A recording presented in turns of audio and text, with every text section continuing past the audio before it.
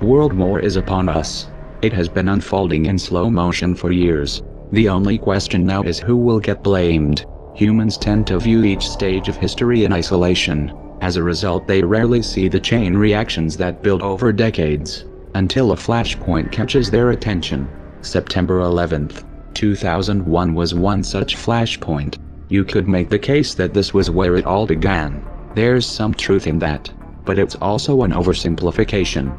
I mean, let's remember here, the people we are fighting today, we funded 20 years ago. And we did it because we were locked in this struggle with the Soviet Union. They invaded Afghanistan, and we did not want to see them control Central Asia. And we went to work. And it was President Reagan, in partnership with the Congress, led by Democrats, who said, you know what, sounds like a pretty good idea. Let's deal with the ISI and the Pakistani military, and let's go recruit these mujahideen, and let's get some to come from Saudi Arabia and other places, importing their Wahhabi brand of Islam, so that we can go beat the Soviet Union. Of course, the Dancing with the Stars version of the story. The US backed the Mujahideen in response to the Soviet invasion of December of 1979. You might want to run that version by Robert Gates, director of the CIA under Ronald Reagan and George Bush Sr., and Secretary of Defense under both George W. Bush and Barack Obama, because in his memoir entitled From the Shadows, he revealed that the US actually began the covert operation 6 months prior, with the express intent of drawing in the Soviets. Oops. And they still haven't learned their lesson. Speaking of Al-Qaeda, if you do a Google search for jet fuel maximum burning temperature, you'll find an article from popularmechanics.com informing you that under ideal conditions jet fuel tops out at 1,500 degrees Fahrenheit, and that steel melts at 2,750 degrees. They go on to explain how it isn't a problem because for the towers to collapse, their steel frames didn't need to melt. Trouble is, the steel did melt. Of course, little details like the laws of physics never got in the way of a good story. Oh, by the way, did you ever find anyone who could credibly explain how the third building, World Trade Center Building 7, fell straight down at 5:21 p.m. that day, though it was not hit by any plane? And did they ever explain how the BBC reported this event 26 minutes before it actually happened? Though I know what you're thinking. Maybe it was a green screen and shoddy editing, and that we can't confirm the actual time from that clip, or can we? Turns out there was a second clip that did show the time. 21:54, that's 9:54 in England, 4:54 Eastern. 26 minutes before the building actually fell, but I digress. The invasions of Iraq and Afghanistan were not motivated by the fall of the Twin Towers, nor was the evisceration of your rights and privacy that followed.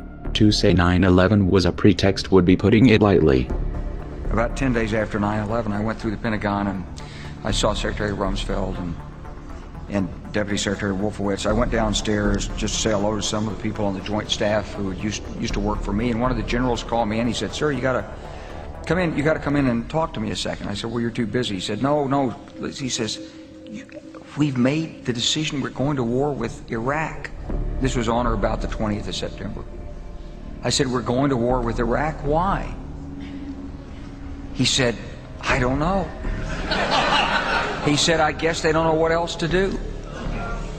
So I said, "Well, did they find some information connecting Saddam to Al-Qaeda?" He said, No. He says, "There's nothing new that way. They've just made the decision to go to war with Iraq." He said, "I guess it's like we don't know what to do about terrorists, but we've got a good military and we can take down governments." And he said, "I guess if the only tool you have is a hammer, every problem has to look like a nail." So I came back to see him a few weeks later, and by that time we were bombing in Afghanistan. I said, "Are we still going to war with Iraq?" And he said, "Oh, it's worse than that." He said, he reached over on his desk, he picked up a piece of paper, he said, I just got this down from upstairs," meaning the Secretary of Defense's office today, and he said, "This is a memo that describes how we're going to take out 7 countries in 5 years, starting with Iraq and then Syria, Lebanon, Libya, Somalia, Sudan, and finishing off Iran." The best laid plans of men often go awry, but George W. Bush sure did try. Iraq and Afghanistan became quagmires, just like Cheney predicted. Do you think that the U.S. or UN forces should have moved into Baghdad? No. Why not? Because if we'd gone to Baghdad, we would have been all alone. There wouldn't have been anybody else with us. There would have been a U.S. occupation of Iraq. None of the Arab forces that were willing to fight with us in Kuwait were willing to invade Iraq. Once you got to Iraq and took it over and took down Saddam Hussein's government, then what are you going to put in its place? That's a very volatile part of the world, and if you take down the central government in Iraq, you can easily end up seeing pieces of Iraq fly off. Part of it the Syrians would like to have to the west. Part of eastern Iraq, the Iranians would like to claim, fought over for 8 years. In the north, you've got the Kurds, and if the Kurds spin loose and join with the Kurds in Turkey, then you threaten the territorial integrity of Turkey. It's a quagmire. Obama picked up where Bush left off by toppling Libya and funding extremists in Syria, the precursors of ISIS. They knew the weapons were ending up in the hands of jihadists since at least 2012. They knew what would come next. A Department of Defense document from 2012, acquired through an FOIA request, shows that the US government was aware that these fighters intended to form a caliphate, and that this conflict would likely lead to a proxy war with Russia and China.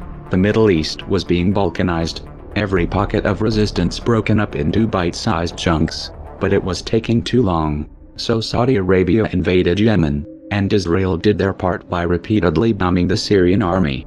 The most recent attack was in July. Oh, and Turkey helped too. It's been a team effort.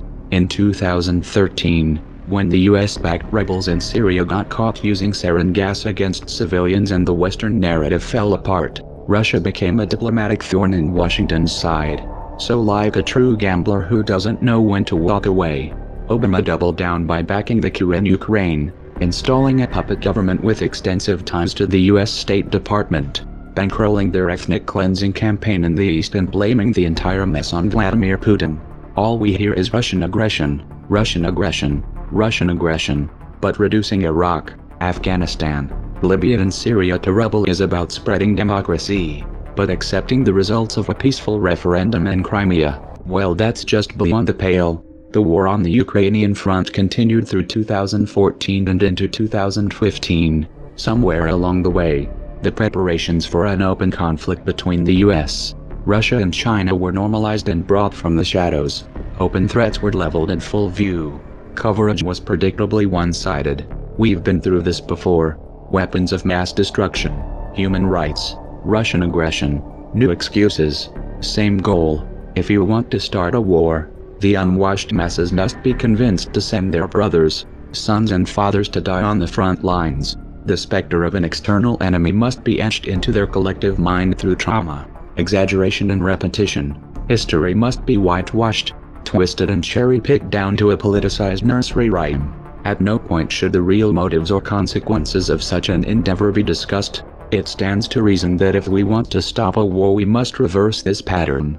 Let's start with a realistic look at the consequences. The United States and Russia alone possess a total of over 15,000 nuclear warheads, as of 2014, each of which are 10 to 30 times more powerful than those that the US used against Japan and Hiroshima and Nagasaki. During the Soviet era, it was understood that a hot war between these two countries would inevitably lead to the use of these weapons, and would therefore be an act of mass suicide.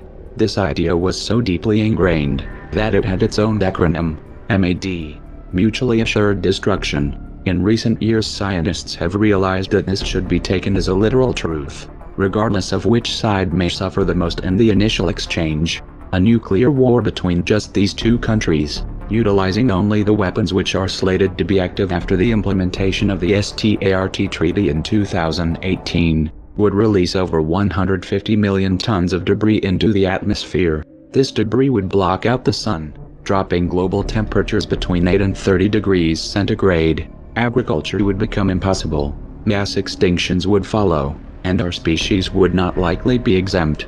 This is a mild description. We're not even touching upon the direct consequences of the blasts, firestorms, and radiation poisoning, or the secondary deaths caused by exposure and disease. In this context, you might be inclined to believe that the use of these weapons would be completely off of the table, that every effort would be made to reduce stockpiles and that no new bombs would be built. Unfortunately, this is not the case. In recent years, US strategists have begun to promote the idea of limited nuclear warfare, with a focus on tactical nukes. The idea being that smaller weapons are more effective because they are actually usable. This isn't just talk. Under Obama, the US military developed the most expensive and most dangerous nuclear bomb ever, the B-6112. The B-6112 is a guided nuclear missile, the first of its kind, and its yield can be dialed down electronically for the desired effect. This capability has been promoted by the CFR as a means of preemptively destroying China's hardened missile silos. Apparently, the Obama administration took these recommendations to heart, because Section 1063 of the NDAA of 2013 directed the U.S. Strategic Command to prepare a report assessing the capability of the U.S. military to destroy a network of tunnels in China, and the known hardened and deeply buried sites of foreign nations, with conventional and/or nuclear forces. While Russia wasn't mentioned directly here, it should be clear that they are on that list. Those promoting this new stance claim that this is merely a new form of deterrence. But this line of argumentation, even if it were sincere, is fatally flawed. A preemptive nuclear strategy, especially when discussed in public, sends a clear message to those who are being threatened, that they themselves must strike first, and Russia and China do not possess tactical nukes, so their preemptive strikes would be full-scale. Of course, America's political establishment has a good reason to play chicken with all of our lives, and the future of this planet. The balance of geopolitical and financial power has been shifting, and not in Washington's favor. China's new Silk Road project, Asian Infrastructure Investment Bank, and outposts in the South China Sea, in tandem with the Eurasian Union spearheaded by Russia, are edging the United States out of the world's new center of gravity. Pivots have failed, bilateral discussions have gotten nowhere, sanctions have backfired, trade agreements have stalled, influence has eroded. Washington is running out of options and time. The dollar-denominated financial system has peaked. This is the end of a debt supercycle, and of the petrodollar. The next leg down is going to be epic. The powers that be would rather tip the board than lose the game. They'd rather take us to war than to take the blame. And if you let them get away with it, that's just the beginning.